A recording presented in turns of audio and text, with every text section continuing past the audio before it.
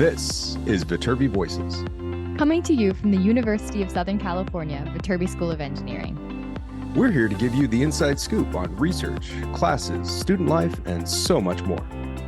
All of these shared by students, faculty, alumni, and other members of the USC community.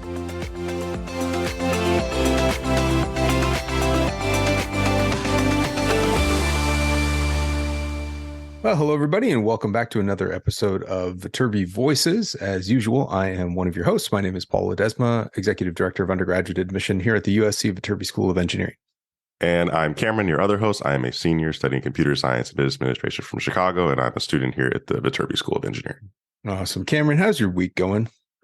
Actually, not too bad. It's the end of week 3, so definitely getting into the groove of how classes are feeling, schedules, figuring out when to sleep, when to eat, when to go to the gym. So definitely feel like I'm getting the hang of things now. Cool. What is your schedule this year? This is your last semester Yes. of college. What was your schedule like? What classes are you taking? Yeah, definitely a schedule that no one should think that they're going to have anytime soon. I have a class. Monday is my earliest class is from 2. It's from 2 to 5. Tuesdays and Thursdays, I have class from 9:30 to 5 with a couple of breaks in between. But Wednesdays and Fridays, I do not attend class. Holy cow! That's crazy. That's crazy. Yeah. That's what high schoolers always dream about. Like, oh, I guess I'm not taking class anymore. I'm like, well, maybe when you're a senior, but like not now. Yeah, for the first 3 years of my school, I had class Monday through Friday. Yeah. So some people can get away with it earlier, but just between lab classes and everything, you're going to have class 5 days a week for at least 2 years, maybe a little longer. That's true. And also doing Tuesday, Thursday, 9:30 to 5 is a little bit of a slog. So that's a lot. Yeah, it is a bit much, but luckily there's a couple breaks in between. I have like an hour break between my first and second class, and then an hour and a half break between the second and third one. So you do get some time to rest. It's not like I'm not working straight through. Awesome, man. Awesome. Cool. Well, let's get to the heart of it. What is this episode all about? Yeah, so this episode today is between myself and Nick. We are both students, a part of 2 different engineering organizations. I'm a part of the National Society of Black Engineers, and Nick is a part of the Society of Hispanic Professional Engineers. And this episode is actually about the engineering conferences that these organizations hold. We actually recently just went to both the regional and national conferences for our respective organizations. And I just kind of want to talk about this episode because I feel like this is something that there's a lot of clubs on campus that students may know about, but they may not realize that these clubs are national organizations that have conferences and a ton of resources for students to take advantage of. Awesome. Very cool. Yeah. So the idea of joining what are national professional organizations, these are student chapters at colleges where, USC is not unique. These are chapters everywhere. But the idea of attending the full-fledged professional conference as a student is a big deal. And there's it's a cool experience. And I'm glad you two are highlighting this idea, and conferences exist across a number of different professional organizations, not just these 2. But let's get out of the way and let you 2 take it from here, and we will see you all on the backside of this conversation.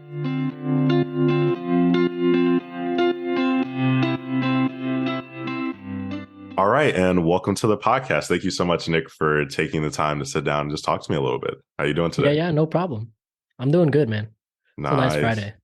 Yeah, it is a nice day to record, good, kind of getting that weekend vibe. How's everything going? It's the end of week 3 for us on school. So, class is doing okay. Everything's not bad. Yeah. Week 3 is around the time where we're past the general introduction of this is how the semester is going to go. And so now things are starting to pick up a little bit. We got big projects going on and a spacecraft systems engineering class. So we're building a whole rocket ship type deal with all the subsystems. And so now we're really getting into the flow of things. It's cool. It's a lot, but it's cool. Wow, that is actually exceptional. Yeah, definitely some rad things going on. So speaking of that, since you just kind of mentioned that your project you're working on for your class, why don't you give us a little introduction about who you are, name, major, year, obviously know your name, hometown, just so everyone can get to know you and the listeners know who they're listening to. Oh, yeah, totally. So my name is Nick Espelin Pardo. I'm a junior studying astronautical engineering. Things that I'm involved in Trojan Knights, which is one of the oldest Spirit service organizations on campus, founded back in 1921. You've probably seen us painting our chests at football games and other basketball games and such. I'm also in the Society of Hispanic Professional Engineers, as well as the Advanced Spacecraft Propulsion and Energy Lab, where I do research on thermonuclear propulsion and continuously rotational detonation engines. Oh my goodness. Well, I didn't know you were a Knight. That's crazy. One of my friends, Colin, he's a senior Mechie. He's in Knights. I remember you joined freshman year. It's like actually a good amount of engineers in Trojan Knights, like the oldest social club on campus, social organization, I think. My best Yeah, year. yeah, yeah.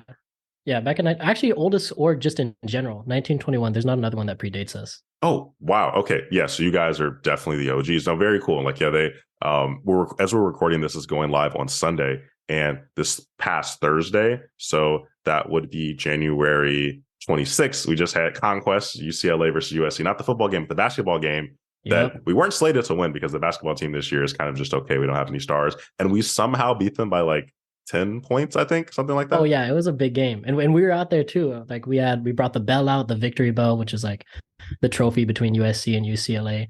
Brought that to the game, was ringing it a ton. All the players like it too. We bring it into like the locker room. It's really sick. Very cool. Yeah. And then like I really like the sweater vest. Like if you've ever seen them, they always Yeah. wear like the nice little dress shirts, man, like the sweater vest with the USC symbol, or some type of like, Trojan Knight symbol. It looks really cool. So super preppy.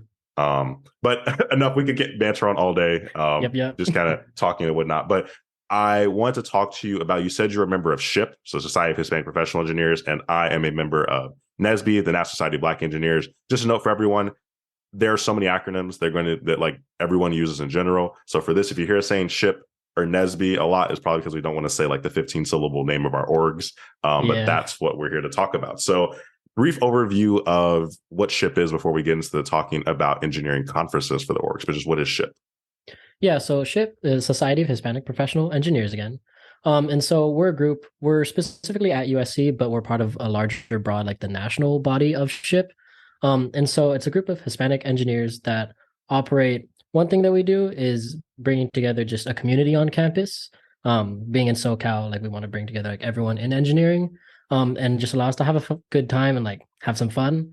We also opt for opportunities for engineers and people in our organization to collaborate with different companies and engineering companies so that they get to develop themselves professionally. And then we also do different services around USC and the Southern California area.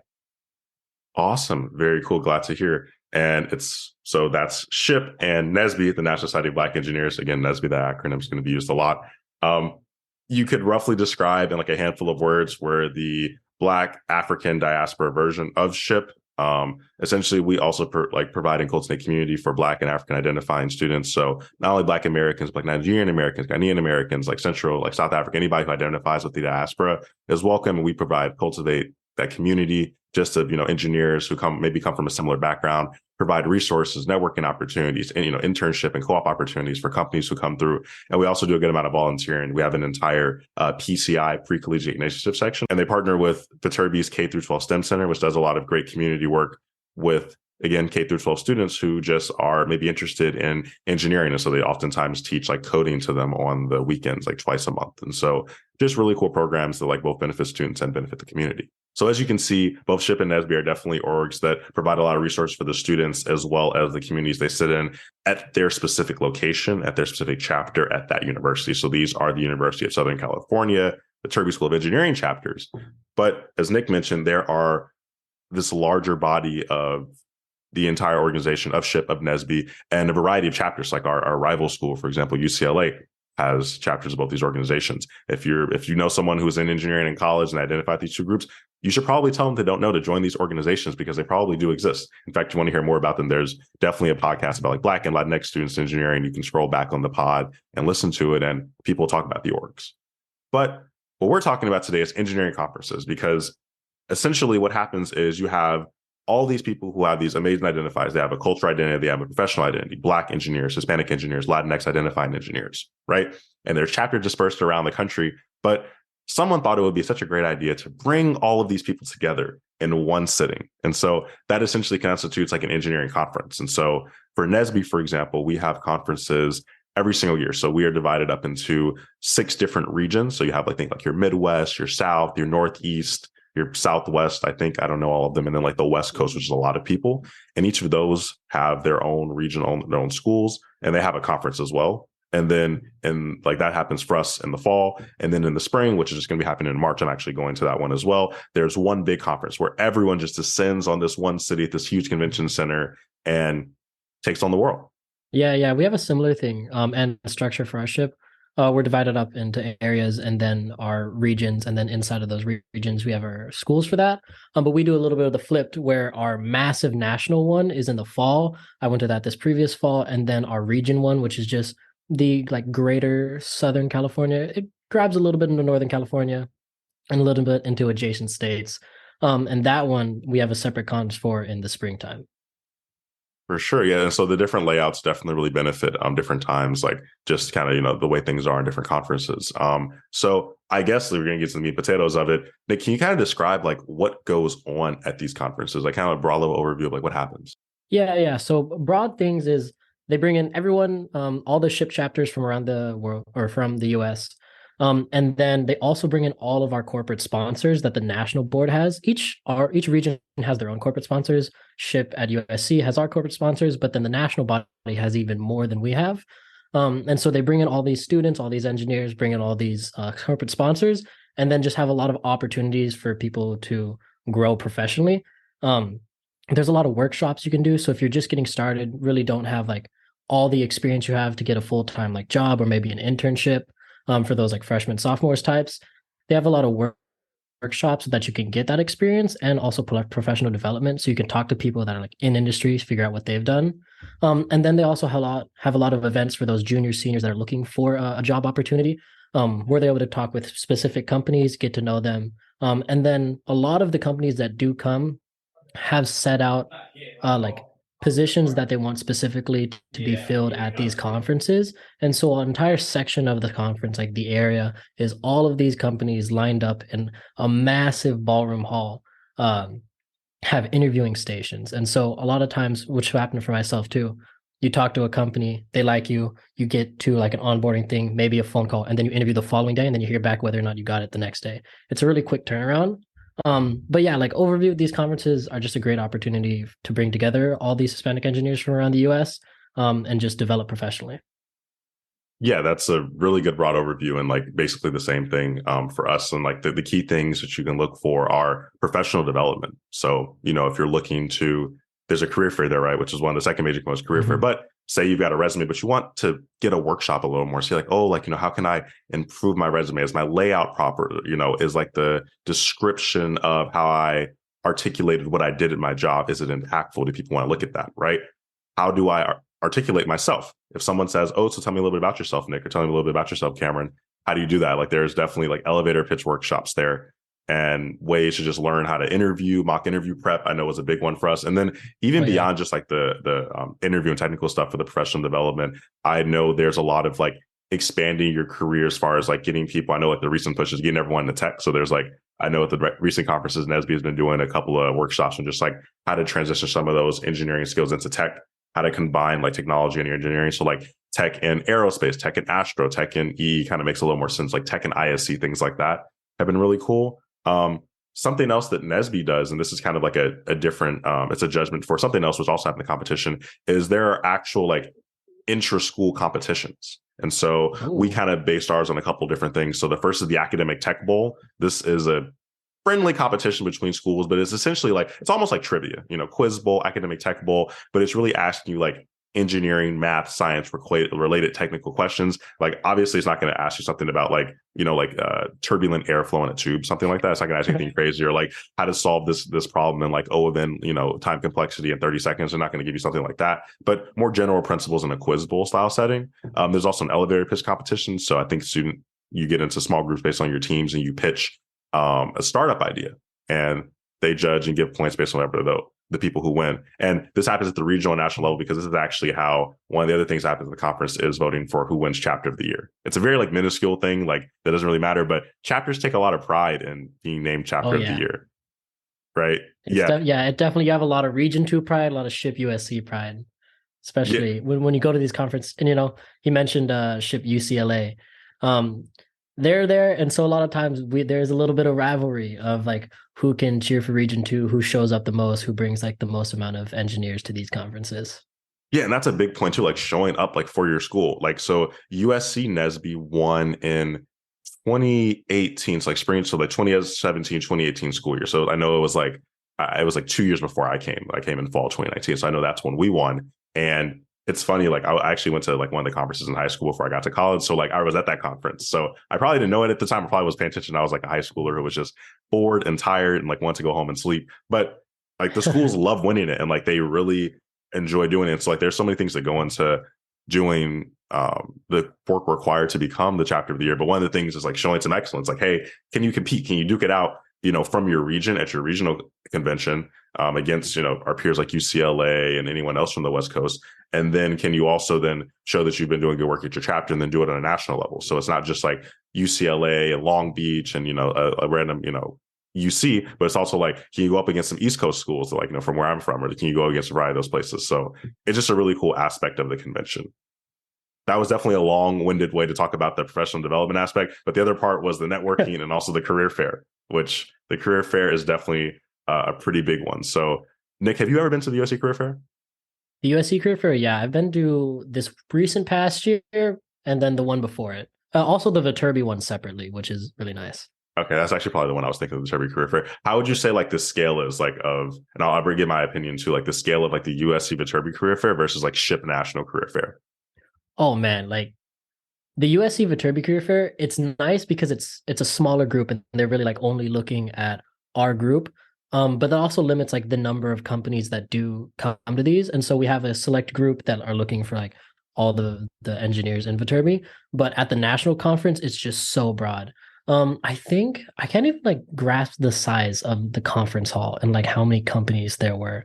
Like, oh man, I think upwards of like 200 plus companies are at this one, just wall to wall of an entire conference hall, stacked up side to side with different corporate sponsors that are all there.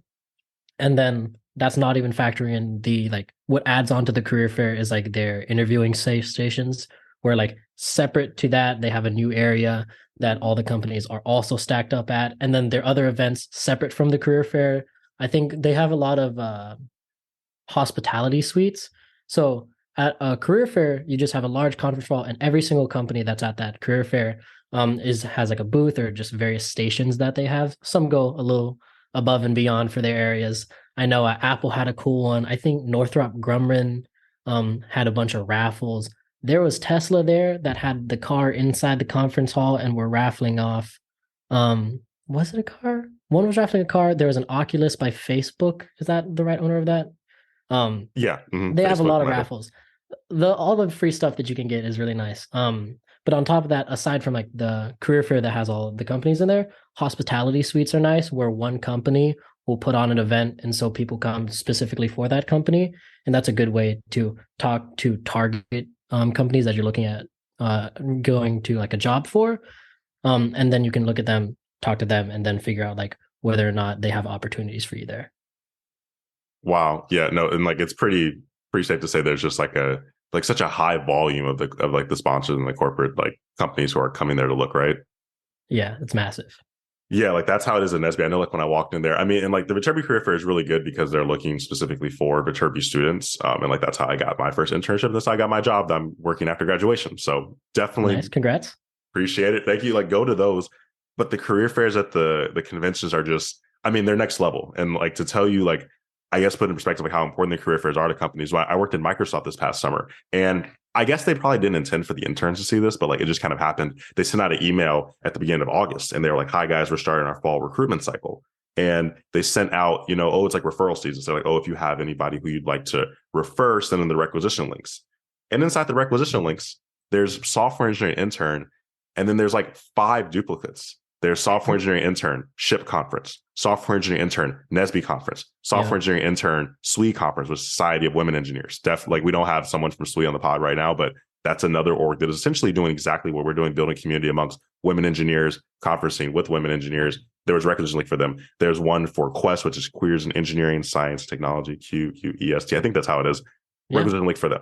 And so they're literally like they're not like hitting a quota or anything. There's not like they're like, oh, we're looking to hire someone here, but it's like they're sending corporate sponsors and representatives to the conferences, and they're looking to hire people, because if they weren't looking to hire you from there, they wouldn't have put anything in the database to be like, oh, we're gonna hire you.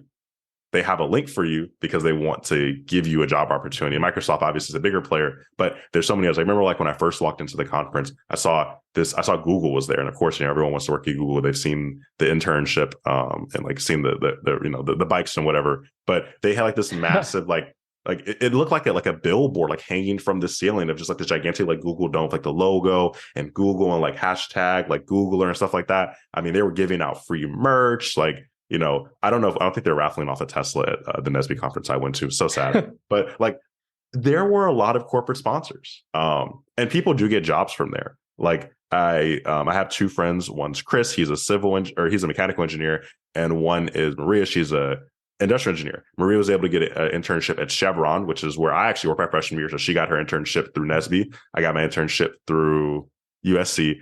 And then my friend Chris is a mechanical engineer. He worked at JPL, the Jet Propulsion Laboratory. All the spacers out there, ooh and ah, because yes, it was JPL. And yes, they're at the conference and they gave him a job.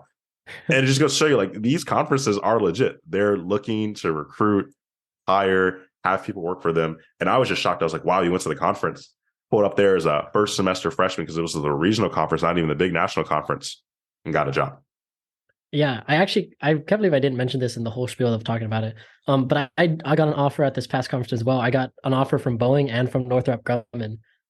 Applied, interviewed, and got the offer that same conference. Like, I think we flew in Wednesday, left Sunday, and I guess I'll go into the whole story of it now. Flew in Wednesday, went in, had the little conference, went to some workshops, got my resume reviewed, had people look at like my elevator pitch, see how I'm talking. Nice day to like warm up and get ready for it. It is tiring, one thing, because you got to talk to all these people who have your professional face on for 24/7 the entire conference. And then the following day, that Thursday, went to a hospitality suite, spoke with a couple people of like the hiring managers. They said like, oh yeah, like I really like your resume. Thanks for talking with me. I'll give you a call tonight to see if you got an interview. They called me later that night on Thursday. I scheduled an interview for that Friday, went in, had the interview, talked with them, went through the whole thing, and they said, great, thanks for interviewing with us. We'll call you later tonight. Later that night on Friday, I got a call. Congratulations. You got the offer from Boeing. And then we're having a like banquet on Sunday or banquet on Saturday. Simultaneously at the same time, I went, because that one I got through a hospitality suite. The other offer at the career fair that later Friday, went through, saw Northrop was there. I went to them, gave them my elevator pitch, chat with them for a little bit. They saw my resume, said, this is great. And actually just walked me over across the way into the other ballroom and said, here, sign up for an interview for the following day. Signed up for that following interview, and just the same thing, signed up. And then that one was right after the interview where they went, oh yeah, this is great. We're actually going to give you over to HR right now and just give you an offer. And I got the offer like that day. It was a crazy turnaround. And like, it was awesome though. Wow. And that and I thought my process was fast. I was like, oh, wow, I was able to go from first interview or contact with the recruiter / interview to offer in 8 days. You did this in what, 48, 72 hours? Yeah. 72 hours with a full turnaround for the two offers. I mean, and two, like not just one, like you were able to simultaneously interview with two different companies, get looked at two different companies, mind you, which is a whole different thing in trying to get a job. Yeah. 2 interviews and able to leave going back to SoCal after you just went here on like a random, back half of the weekend with 2 job offers, not just one. Like you have 2, you get to pick, you get to negotiate. Yeah. It was great. Yeah. Yeah, no, that's definitely, I can't believe I didn't even know that myself. Like, cause I knew you were going to work at one of the places, but I was like, wow, but that's definitely the power of like going to the conference. I mean, that's it's not an uncommon story. My little in Trojan Knights, Jose, he's also in ship with me. He went to the conference. He got offers too. I think he got more than me, actually. He's a sophomore, also studying astronaut. He went in, he was doing all the works across the career fair, talked to every single aerospace / astronautical company there. And yeah, he was putting in the work and it paid off. Sheesh. Yeah, no, the underclassmen definitely put in the work. I know, like I was going hard. Like when I was applying my sophomore year, I was like, I got to go to CS. I have to grind really, really hard and apply to all these companies. And it was tiring, but it did work out though. I did get a job. I worked at Microsoft. And like, as you see, you go in, you put a little bit of effort in and a lot comes out. And I think that's like definitely like underscores the point. It's like these conferences can really do so much to kind of like put your career on a trajectory that you probably didn't think of before. Like, I mean, because look, Boeing and Northrop Grumman, right? It was those 2. Yeah, those were the 2. Yeah, like they certainly come to USC. Don't get me wrong. Like I have friends who were both mechanical. One works at Northrop, one works at Boeing, like currently they graduated there, first year college, don't get me wrong, but it's just another avenue to also find opportunities. And like, you're never going to say no. It's like an open door that's like, hey, would you like the chance or possibility to get a job and make a good amount of money and actually do what you want to do as an engineer for a living? I feel like most people would probably say no, or they probably say like, I'm not going to turn down this opportunity. Maybe rework the phrase. And that's exactly what it sounds like you were able to do. Oh yeah. Even if it's not like a whole thing of they come to the conference and like they're interviewing there, because I know another company I talked to is Dynamics, General Dynamics, and like this works for other companies where they'll talk to you at this company or at the conference. You'll chat with them for a little bit, and that's just your foot in the door to like have a contact for you then to put. They'll say, "Oh, this is great talking to you. We're not hiring here, but you know what? In this next week, you go back, file through this like portal on their website, say that you talk to these people, have like these contacts, or talk to them after the fact." I know I sent a couple of emails. I talked to like 2 or 3 different people at Boeing earlier then that like they gave me a lot of tips on like how to present myself at the interview and then at the hospitality suite that I think they had a very heavy hand like why I got this job offer. And so you're just talking with them after the fact, and then that offers you a new opportunity at other companies that like even after the conference it really pays off. Man, yeah, and I think that's like a good point too, is that, sometimes it doesn't have to necessarily end in direct job, but like that doesn't mean no, networking. Like, I mean, even at like a Trojan Talk, for example, the companies come to anywhere and like you meet a rep somewhere and like maybe that's not like, oh, I meet the rep, can I get a job? But it would be nice to get your foot in the door, because I guess like a lot of people don't realize that recruiting processes aren't this straightforward. We're going to give you a job. It's more so once you know the recruiter and the recruiter has brought you as a candidate for there, the recruiter actually wants you to get the job. So it's like a room of hiring committees. And so it's a different people, oh, we're hiring for this position. And each recruiter has gone to try to recruit their person, right? And this isn't the case for all of them, but like this is at least the case from some of the tech recruiters and software engineers I've talked to. They bring candidates to the table and they're trying to articulate, oh, I met this candidate, I've talked to them. You can see their solutions to our interview problems and our technical questions. You can also see the things they've wrote and the feedback they've gotten from their behavioral interviews. Combine all this, we think this is a good candidate.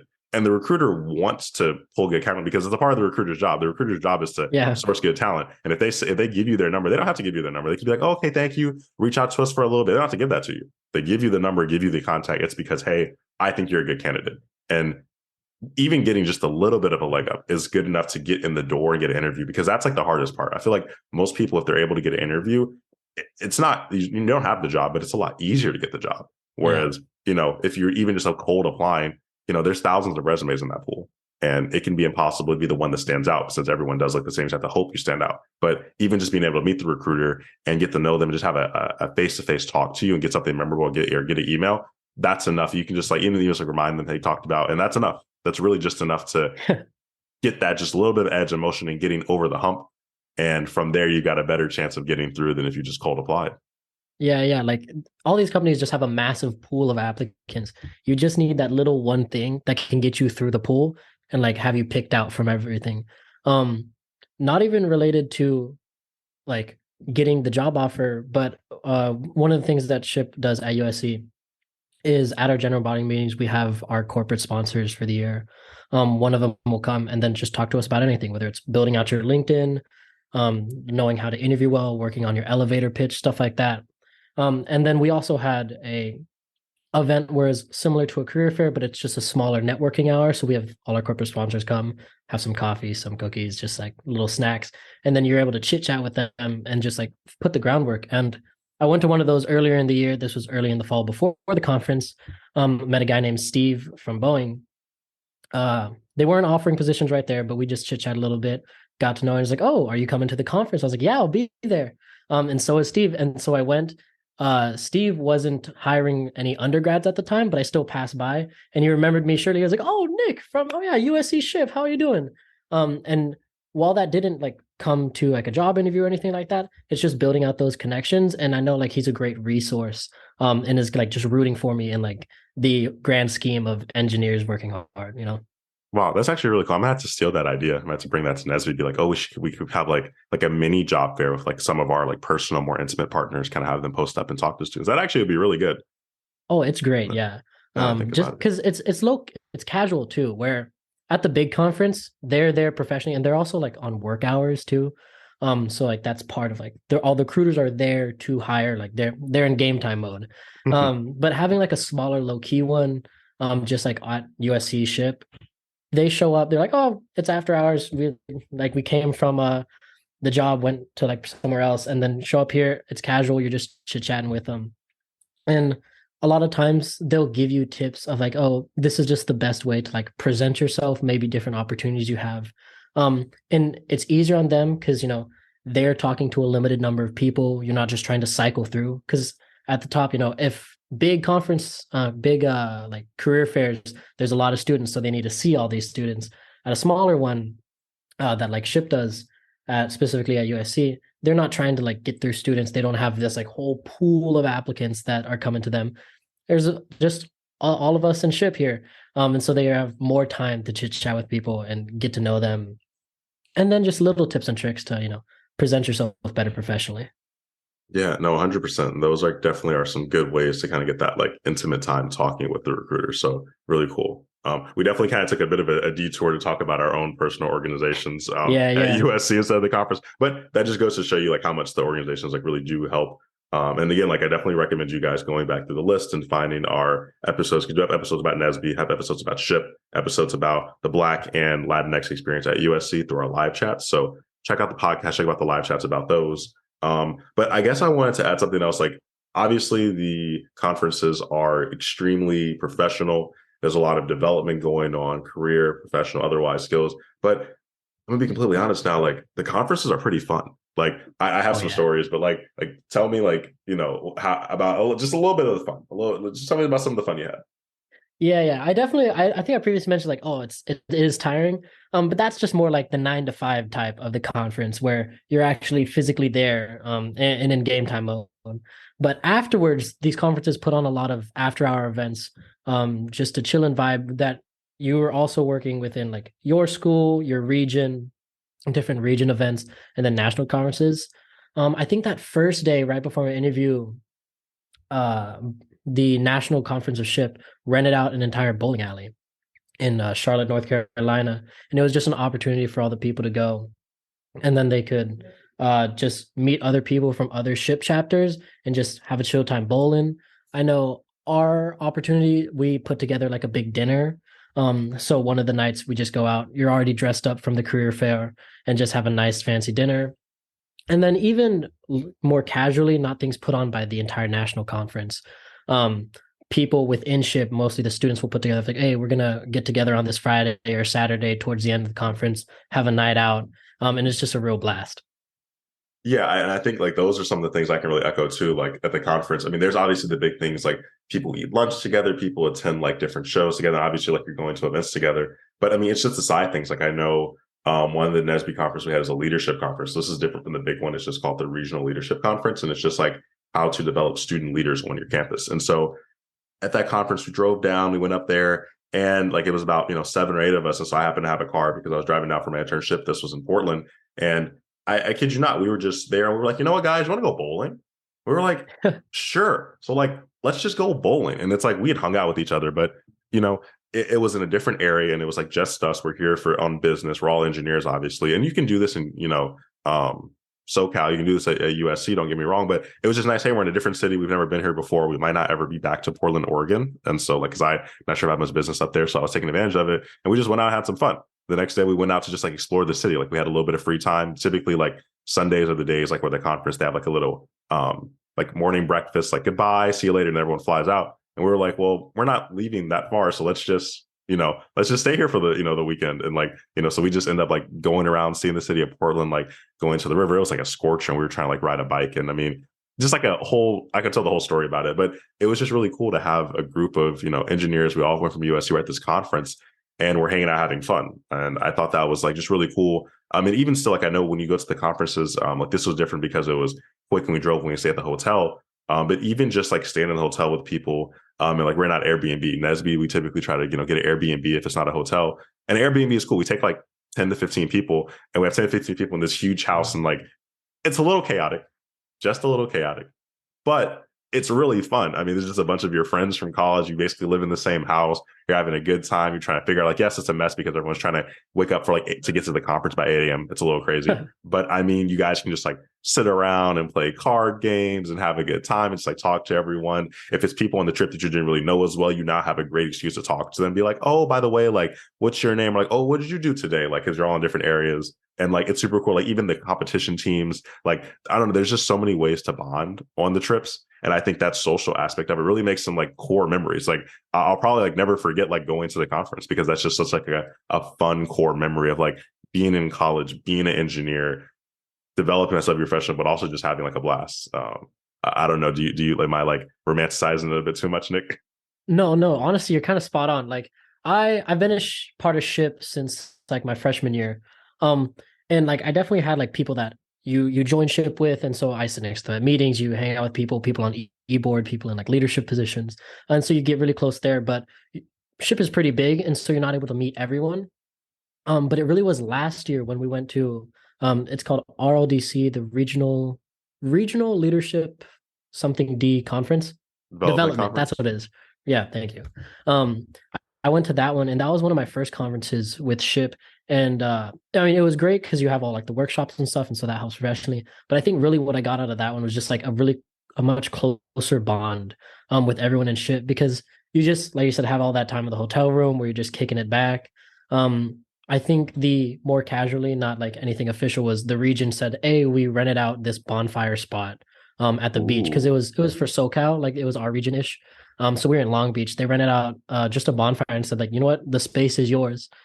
So everyone from like the SoCal region, all these different schools came together and like brought a bunch of stuff. And so we had like a night at the beach, a bonfire, and it was just super sick. Either just like playing volleyball, playing soccer, playing spike ball with everyone both in my SHPE chapter and then meeting people from other SHPE chapters. Because even after that, I met, well, despite the rivalry, we met a couple people from UCLA SHPE. And now that like we set that kind of groundwork, we have a bunch of events with them. Even during our rivalry conquest back in the fall, that was at UCLA for the home game. And USC SHPE and USC SHPE and UCLA SHPE put together like a joint tailgate at the Rose Bowl. And that was super fun. And that was just because like we were able to meet at one of these conferences, exchange contact info, and just like meet new people, have a good time. Man, I would have pulled up. I was at the game. I would have totally pulled up. Man, I didn't know. Well, to be fair, also I got there like the people we were driving with, like I got there like just before kickoff, like maybe like 10 minutes before I got to kickoff. I got to my seats. I'm like, to be honest, no hate. The way the Rose Bowl is set up is crazy. Like it's 5 miles out the road. This is not related to the podcast whatsoever. This is just my qualms with the Rose Bowl. It's radio silence once you get there. Like half of the area doesn't have cell service. Yeah, that is a rather big issue. Like we were trying to pull up directions to get out of here, and I'm like, I'm actually pretty good with maps. Like that's the one thing I'm good at. Like, you know, some math and some maps. That's, you know, double M, math and maps. And like I was just like, all right, bro. Like I know like this is the landmark we saw. We're here. Looks like we were coming south and we're going back, so we need to go north to get out of here. North is up that way. They were like, are you crazy? I'm like, just trust me. It's radio silence. We have the better stadium. Also, like tailgating at USC campus instead of a random patch of grass on like someone's golf course is better. The golf course too. Oh. Anyway, there are qualms. Aside from that slander, back to SHPE and conferences and NSBE and conferences. Yeah, there actually needs to be a whole podcast just about like, you know, football, engineers, what happens. I don't know, or like a blog or video or something. I don't know. We'll make something. Definitely bring me back for that one. Yeah, Trojan night, you know. Like bring me back when football season's gone. I've graduated. Bring me back. I will be here. I'll be on an alumni talking, going to the games. It'd be great. Because even I'm not sure if NSBE does this. We might have SHPE and NSBE might have done some joint tailgates in the past. I think we have. Just like kicking it back before the game. Yeah. And then we always bring back alumni. That was super fun. Definitely during homecoming week.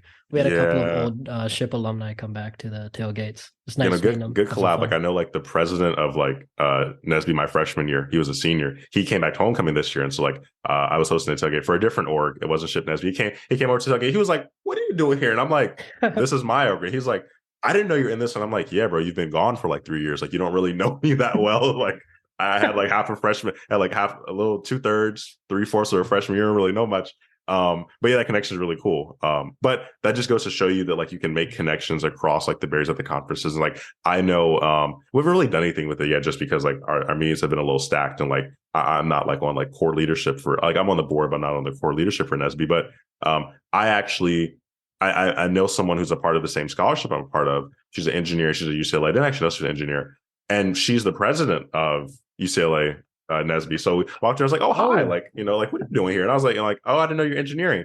And she's like, "Yeah, I'm actually the president." I'm like, "Oh, wow, no way!" And I was like, "Well, I'm a senator for the chapter. But like, I can like, you know, get your contact information down, exchange numbers. So, like now we're like in contact with them, trying to like provide like a some type of just collaboration of it. Because typically in the past we would do like a game day, like the UCLA USC. We used to play like be on the village lawn, like having like, you know, lawn games, and like I think like kickball one day or something like that when I was a freshman. And just like really cool stuff like that. But of course, leadership has changed. Everyone fell out of contact, and I was like, "Hey, this is really cool." Like someone I knew from a whole different area of my life is an engineer at a NSBE conference, and I gave them the contact to be an engineer, like to talk to the current engineers. So that's really cool. Just really being able to meet everyone at the conference, I think, is really cool. Also, side note, this may be completely random, but as far as like logistic and covering like just ship, you know, how much does like, you know, is everyone paying completely out of pocket for the guys' conferences?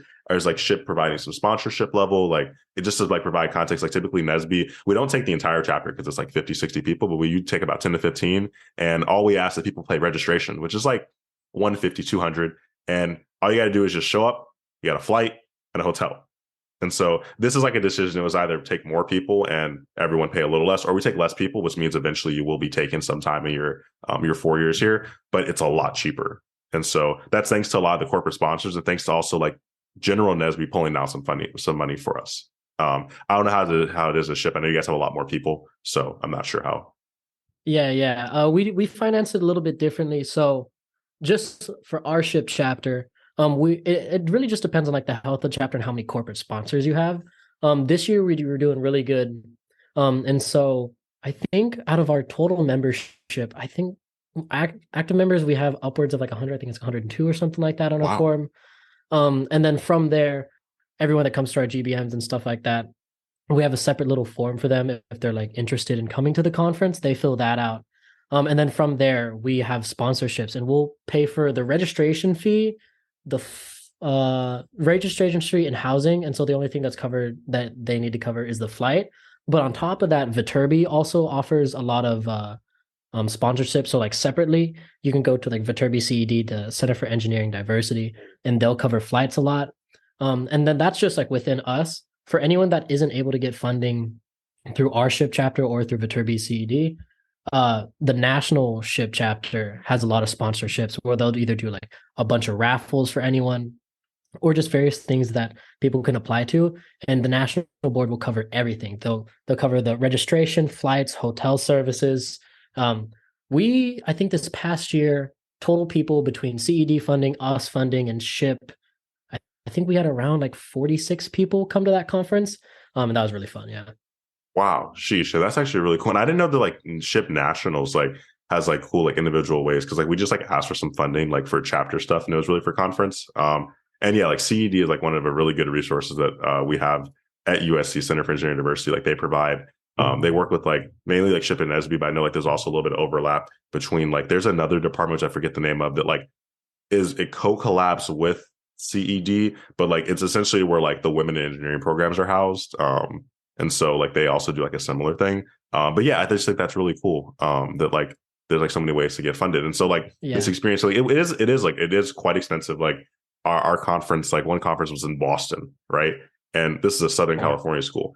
That is a 6-hour flight plus time change. That is a 9-hour flight, quite the distance. And mind you, like hate to say, but like when everyone goes to a conference in a hub, whatnot, prices do tend to spike. Hotels do kind of gouge people who are going. So it's not that cheap, right? But it's just nice to see that, like, you know, you can try to find ways to, you know, if you can get yourself there, or if you can register yourself, or just a variety of like funding opportunities between like USC, the chapter, and the national org to really get you there. So something that's accessible too, since I know for me personally, like I would love to go to a conference, but that is quite a bit of money to pay. You know, if I have it to can pay, get steep real quick. You know, you know, sometimes if it's in a bad location, it could be $1,000 or so. You know, if you're looking for, I got to buy a $600 flight, and then a hotel is, you know, $130 a night to stay there for 3 nights. And even if you're sharing a room with someone, you know, that's typically what we do have to, you know, share. So we try to put everyone in a room, you're cool with everyone. So, there's no issues, but it's just still super expensive. But, it's just great that everyone is able to get a chance to go, if possible, and still able to be affordable since we are college students. So we might make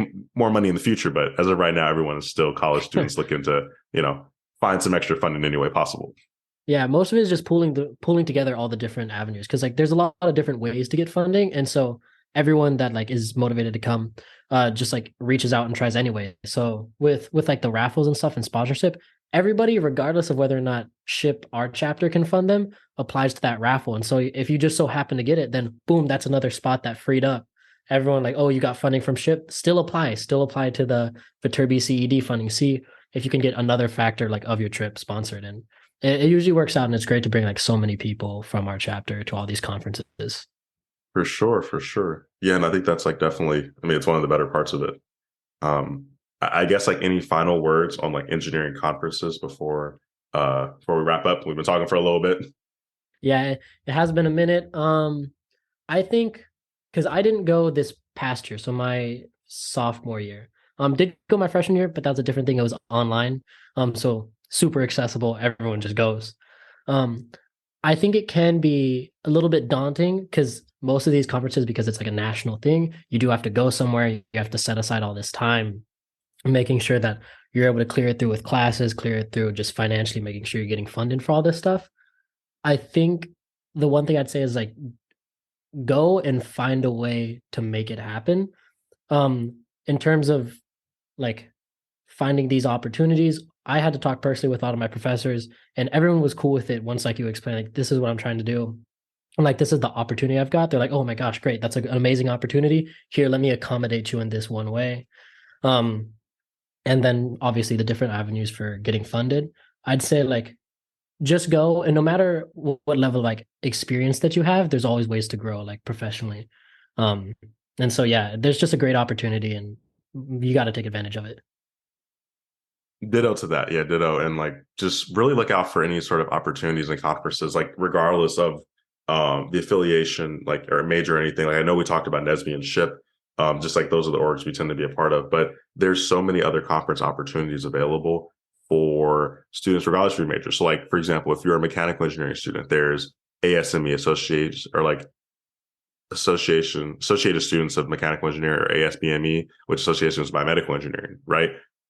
Those orgs have conferences. Like there's like a lot of different conferences. Like on their website, you can find like there's a conference about reactor development and like rail and like take offshore technology if you're into oil and gas, or like a conference on nuclear energy is happening in like Kyoto, Japan, if you want to go there. And so I guess like the point is like there's so many other avenues to go there. Like again, like we talked about, SWE and Quest have their own conferences. Afrotech, which I've never been to, but I got offers to go, but it just wasn't the right time. Like logistics wise, it's another conference, again based on the African diaspora, but it's based on technology. So all my computer scientists, futurists, crypto, blockchain, Web3 warriors out there, that's a conference that you can also go to. And so there's just like so many ways that these conferences, organizations kind of take engineering from just your local scale and really show you like, hey, this is a national, this is a global thing.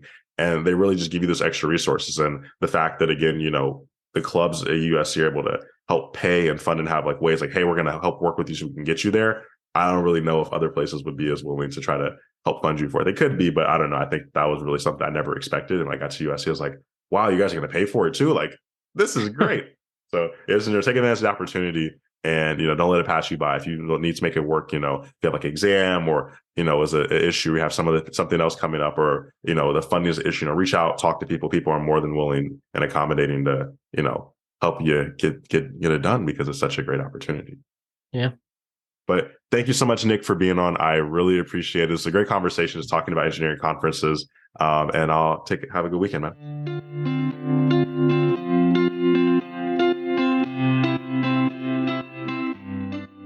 Welcome back, guys. Thanks for indulging me and Nick, just having a little bit of fun, having our conversation and talking about some of the experiences we had at conference. We can definitely say that there was a lot of business, but there also certainly was a whole lot of fun in between both. Always. So really good experience. Always. When you were in, if you can remember back way back in the day, when you're in high school, I mean, kind of take a more of a broader pitch to this conversation. When you thought about things that you did in high school from like an organizational standpoint or from an involvement standpoint, from an extracurricular standpoint, this is something that is unique. But what are some of the larger differences of how you think about yourself being involved and these types of unique experiences now versus what you used to do in high school? Are there any parallels? Are there any things that are just wildly different? I mean, I think that the scope of involvement kind of really is the one that speaks out. In high school, typically things feel very, I wouldn't say small, but just they feel like local. It's to your high school. I mean, if I was in robotics, and I know probably a lot of listeners are in robotics as well, and like I got to go to like the world championship for robotics. So that felt a little broader since I was meeting people from, New Zealand and China and Japan and Vietnam and Canada and all sorts of other people international. But we kind of already knew that. But any sort of like developmental organizations that really wanted to like just provide extra resources and, development for students, that really wasn't something that I thought was national. I just thought it was more local. And so seeing that these organizations, oh, wow, I really like doing this organization at my school for whatever reasons you have, seeing that, wow, it's not only national, but it's also international. And that was something I had never really experienced before. And I never really thought about beyond just what am I doing in Chicago? What am I doing maybe in the United States? So kind of seeing something go really from really local to really national and really international beyond that was something that quite possibly kind of took me a bit by surprise. I knew it, but I probably just didn't consciously think about it until I got here and I saw it at conference. And then the other kind of a different version of a similar question is in high school, I think a lot of students are still motivated to do things with this idea of like building out a college resume or like, I'll do this because this is what the colleges want. And can you talk about the idea of pursuing extracurriculars in high school and motivation to pursue extracurriculars in high school or reasoning rationale versus what I don't really think are extracurriculars in college. I call them co-curriculars, but this idea of being involved in college, specifically here at USC, like how you and your peers view being involved and doing things versus how maybe high school audiences view the idea of like, quote, doing extracurriculars.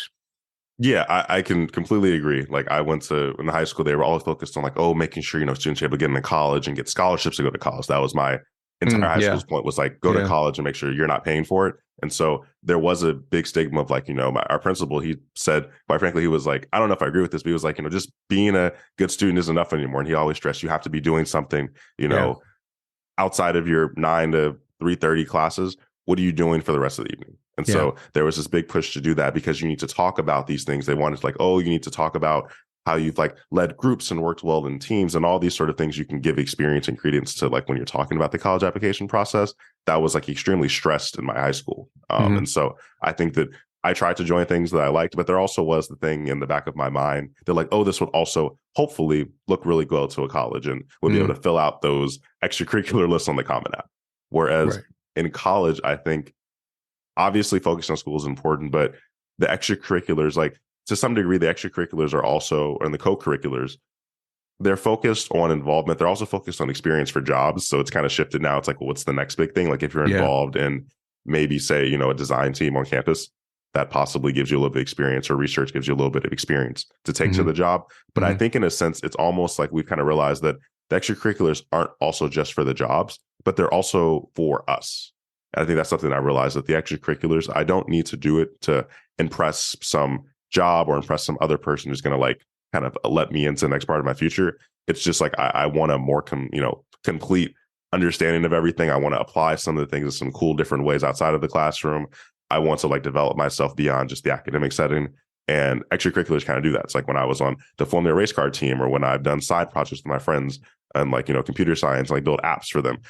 I put that on my resume, but I have a bunch of projects that I don't even talk to employers about. It's just about expanding my education and being able to do more and well-round myself outside of just going to class and going home. So the priority has shifted a little bit from impressing someone else to just doing it because you like it, it's fun, and you want to learn more. Absolutely. And I think what a lot of people don't recognize here is kind of the growth of moving through a K through 12 education to moving through a college education into becoming a fully functioning adult and someone that can do cool things. And I would argue that to your principal's point, which is like it's not good enough just to be a good student.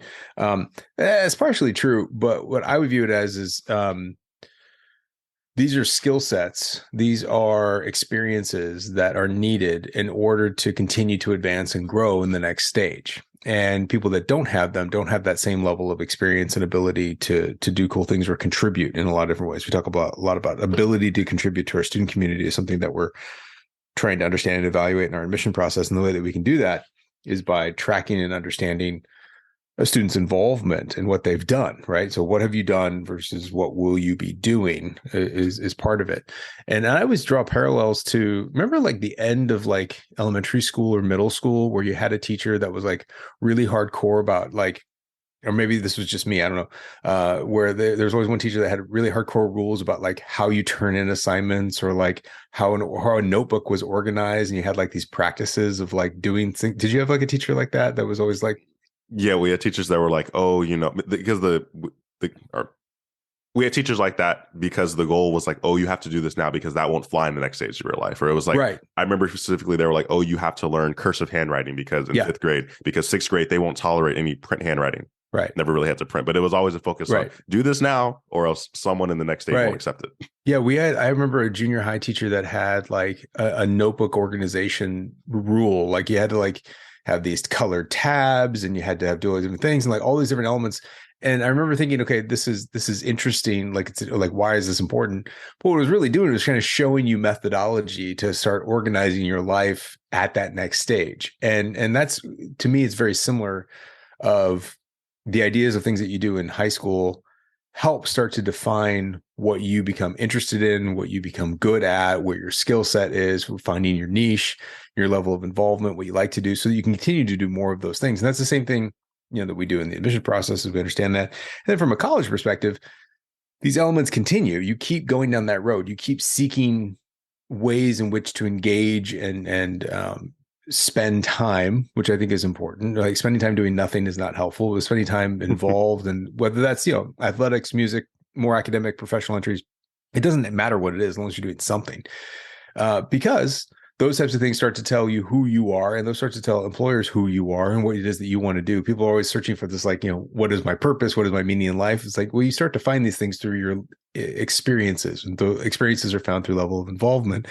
And the last thing I'll say is, without ever overtly saying it, although sometimes it is overt, all of this is networking.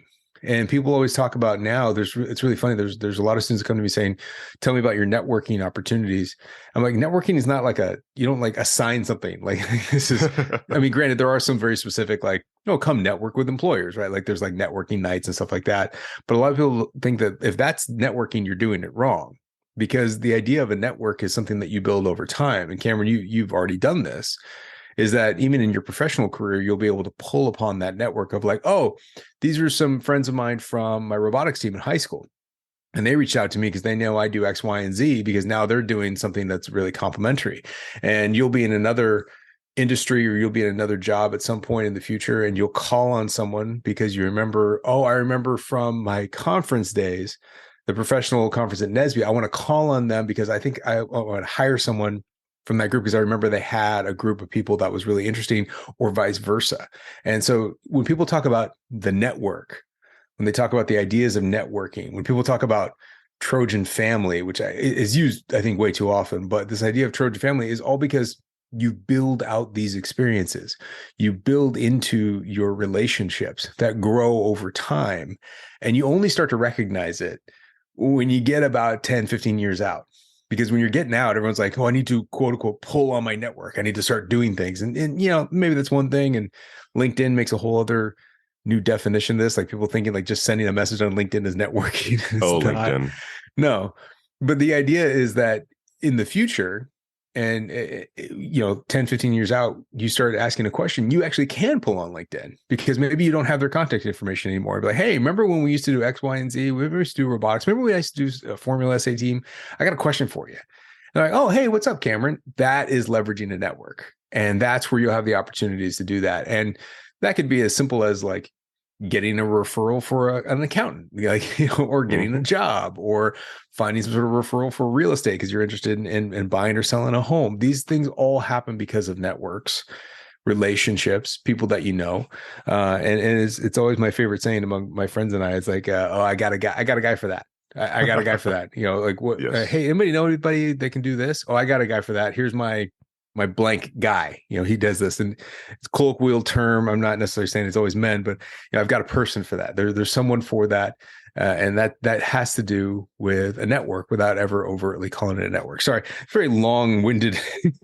Good answer. Wrap up conversation to what I think is important about your conversation about conferences and professional organizations, and how, yes, very cool, yes, very fun, but also hoping that everyone can understand how vital this is and how important it is to a future to be engaged in something, not necessarily just as one thing, but to continue to engage, to continue to involve yourself, to build and expand upon life experiences. And that's not in one general direction, but I hope that's good. So anyways, thank you, Cameron, for bringing this conversation to us. Is there anything else we should be talking about? Although I've completely monopolized the entire end of this conversation. I think you pretty much hit all the topics. Yeah, just between the networking thing and the conversation. That's actually something that we talked about, but it can't be stressed enough, because your network isn't this fancy thing. I feel like when I came to school, I was like, oh, I really don't know how to network with people. And I tried to figure out, and it's like, networking is really just talking to people. You like, I network in your classes. Like, I found people were like, oh, we want to build this app. We want to do this like startup. Can you help us? I can't, because I'm not there yet. But that was a network through class, network through teams, whatever. So as much as you thought it was a long answer, it was certainly a good one. So that's pretty good way to sum it up. All right. Well, thank you all for listening. If you're still here, wow, you earn a gold star. And we will see you next week with a whole new episode of Viterbi Voices. Thanks for joining, everybody. Bye.